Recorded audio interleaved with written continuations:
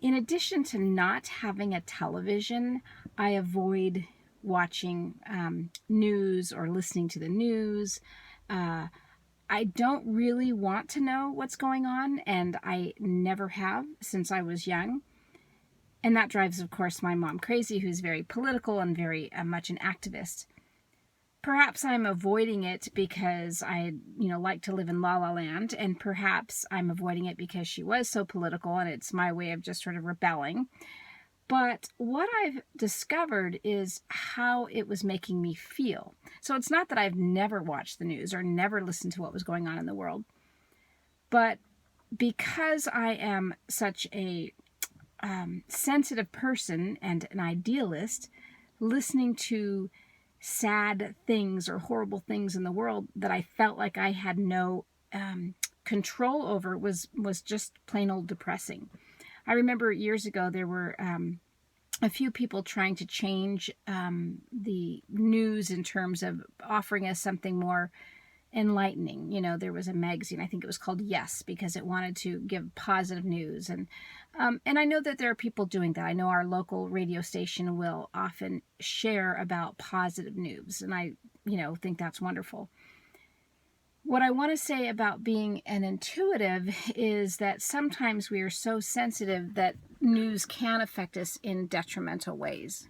Some might say not watching the news is detrimental. But when you're a very sensitive person who is working to create harmony and shift your own reality and raise your frequency to the highest possible, which is really emanating joy and love, it can be hard to do so in spite of whatever's going on in the news. So what I recommend, for me anyway, is that if you find yourself struggling with feeling good, with having a positive outlook, then perhaps it's best to avoid anything that makes you feel more dense, and specifically the news. So I'm guessing you saw Avatar. Many years ago when I saw it, I remember enjoying it. And like most of us, you probably had those warm fuzzies after the end of the movie when, the good guys won. And I just remember talking with my son's teacher about the movie and saying, how good it was and such. And she said, I just don't like that these movies always have to end in war. And I thought about it and I thought, okay, what else would they have done? I mean, these people were being attacked. And she said, I don't know, but there has to be a different solution.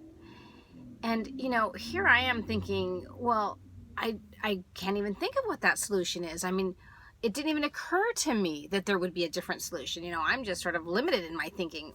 I didn't even realize. Well, at that point, that question stuck with me. So I took that question to my friend, and my friend is very wise. He's been awake since the 70s. So I remember speaking with him. His name is Tim Glenn, and he is just so wise that sometimes I feel like, that Kung Fu movie, grasshopper, and going to, get the information from the master. But nonetheless, he said to me, there's this old Star Trek episode in which the crew, Captain Kirk and Spock, go off to this planet. Well, the planet is so highly evolved that when they get there, they have their little guns, like they do, their little laser guns. And the beings there told them, those weapons don't work here. They won't work here on this planet. And of course, Captain Kirk, kind of like me, is like, well, why not? This is what we've always done. And so at some point they tried to, fire their guns, and they simply didn't work. And as Tim pointed out to me, that there are frequencies that are so evolved and so loving that anything that is not of this love consciousness, weapons, war, just simply are obsolete. They don't work. It won't happen. What a wonderful concept. I was just like, wow, this is incredible. He went on to share with me a wonderful quote from Buckminster Fuller. And it says, "You never change things by fighting the existing reality. To change something, build a new model that makes the existing model obsolete." And in essence, this is exactly why I don't watch the news. Because not only am I, is it lowering my own frequency, and am I getting, more frustrated about what I can't do, or what the world is coming to, but there's also this place of me recognizing that's not my reality. That's not the reality that I want to experience and live in. And so the idea behind this show is, yes, I want us to bring forth these higher frequencies of love consciousness into our being and create actions. And it's not about ignoring what's going on and not feeding the homeless or not engaging in things that are going on here. But as long as we keep focusing and focusing and focusing and trying so hard to change things here, we are in essence keeping the reality intact, right? So my idea for doing this show is to start to shift our own realities and our own lives to create such a high frequency of love consciousness in our lives that we begin to build a new model, making the existing model obsolete. So that's what I'm hoping to achieve. That's what my intention is for me personally, and that's why I'm inviting you to go with me on this journey, so that we truly are creating a whole soul revolution. So in this episode, let's play with this idea of shifting our reality away from what isn't working into what is and what we want. Oh, and I did want to add this really cute hat.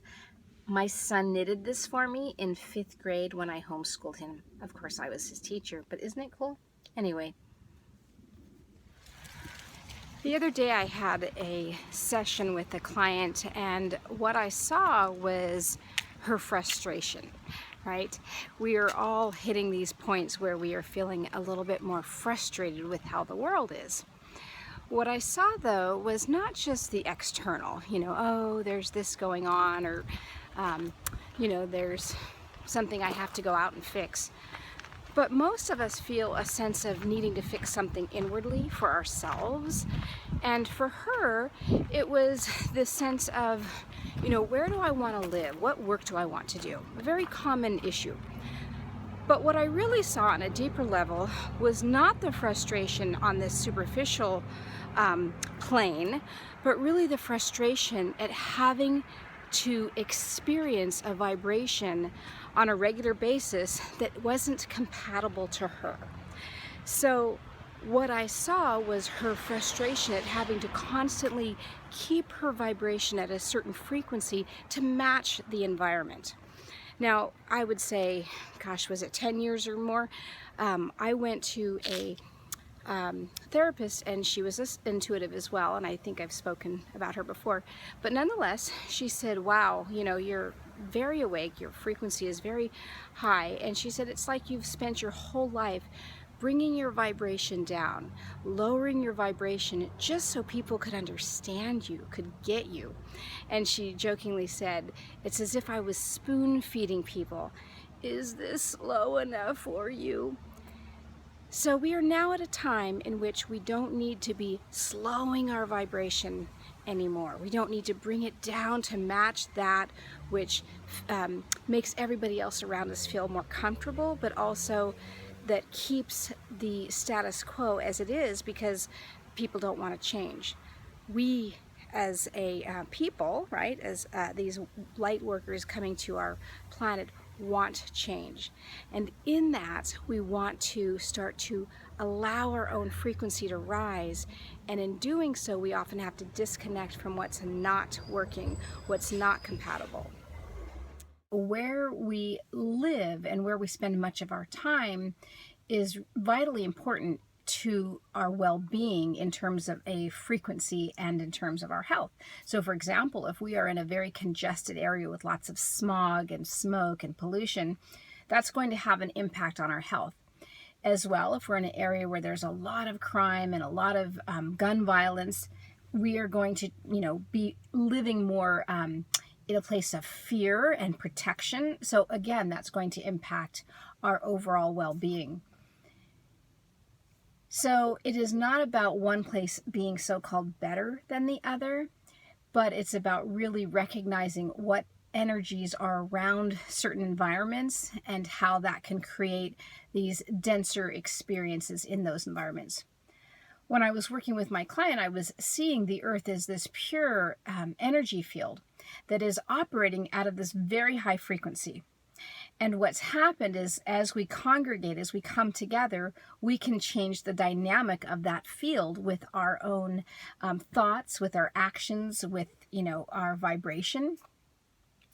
So if we are in an area where there's a lot of density, where there's a lot of, whether the density is crime or poverty or despair or anger, that density can be just formed by our belief in how the world is supposed to be.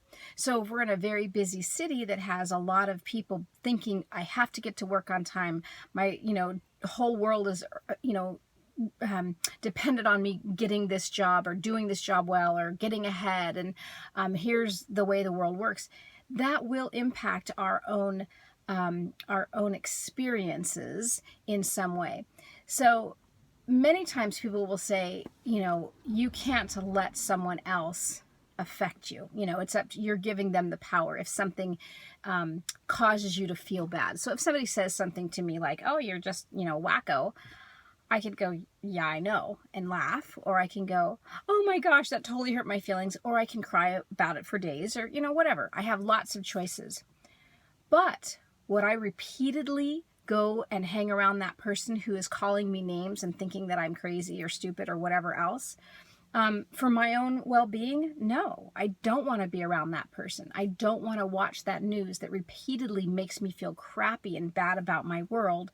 And I don't want to necessarily live in a place that is filled with a certain vibration that doesn't match mine. And again, it's not that there's some better place out there that's going to be better for you, and that once you find that place, all will be well. It's just recognizing how much harder it is to stay in this expanded frequency when you are continuously around a denser energy. So if you are feeling that sense of heaviness, of things shifting, of being frustrated perhaps with how things are, but there's nothing in particular going on, perhaps what's really going on is your frequency, your true self, your vibration is saying, let me go, let me out, let me experience who I really am and stop having to feel like I'm needing to keep myself down to meet the needs of others. I do want to share a little bit about what's going on right now on the planet a little bit, because that may help you understand how you might be feeling if you are feeling these experiences. But I do have to get to where I'm going, and I will connect at that point if I have enough time. Okay. My son's senior class has a performance today, so I did get here early enough to share with you what it was I was seeing earlier in the week. When I was working and looking at this whole planetary information, about the frequency and such, what I saw specifically about what's going on right now is that we are almost in what I would say a funnel of sorts. We are in this energy field in which we are open to streaming through a lot of high frequency insights and information. I like to use the word information, not because it's something we should know or understand, but because as the energy comes in, it's forming, that we in essence are in formation at all times. And there are times when, whether it's because of some kind of shift in consciousness that we've collectively decided, okay, let's take another, dose of this, or if it's more planetary or whatever, it doesn't really matter to me what it is. I will see these, what I would say, portals or spaces in which information comes in very rapidly and very intensely to not just the planet, but to each of us. And of course we have to be open to receive it, and sometimes we don't feel it, but or even understand it, but what we may notice are some particular symptoms, and those symptoms are, in my client's case, getting frustrated with how things are and going, I want more. I want more. What is going on here? And I don't mean more like, oh, it's Christmas time, I want more. I'm saying I want more from my life. I want more from this experience that I have come here to embark on, and I want more out of me to navigate through that experience with grace and joy. So these energies that are coming in are really opportunities for us to claim that more in us, and to allow, and to maybe even ponder on a little bit. So if you do notice it or feel it, say, okay, what's coming up in me, and what is that more that I'm experiencing and wanting? What is that? And just maybe do some journaling behind it. So just to validate, I guess, what you may be feeling is this huge blast of energy coming through. And I see it's going to be continuing through the first couple of weeks of, say, January. I'm just seeing it almost like I said, like this time period as we're heading into the new year, as we're gathering new parts of ourselves and expanded parts of ourselves, so that we can really take them with us as we move into the new year and catapult. So anyway, the questions I want to ask are, how do you experience and remember that natural resonance that you operate from? What's in your life that's clouding your experience of that? For me personally, not just avoiding the news, I live away from the congestion of a big city. I don't really engage in things like going to the mall. I make sure that the people in my life are people I actually enjoy being around. And even in terms of my social media, the people that are on my feed, sure, we may be, preaching to the choir, but they are like-minded souls. It's not that we have to separate ourselves and create a utopia or anything like that, but it's really about giving yourself that sacred space that you need in order to allow that frequency to be experienced as often as possible. Once you get used to that, then you are able to more easily go out into places without having that feeling of bombardment. Just wanted to share some thoughts around experiencing your own frequency and ways you can take care of yourself doing so.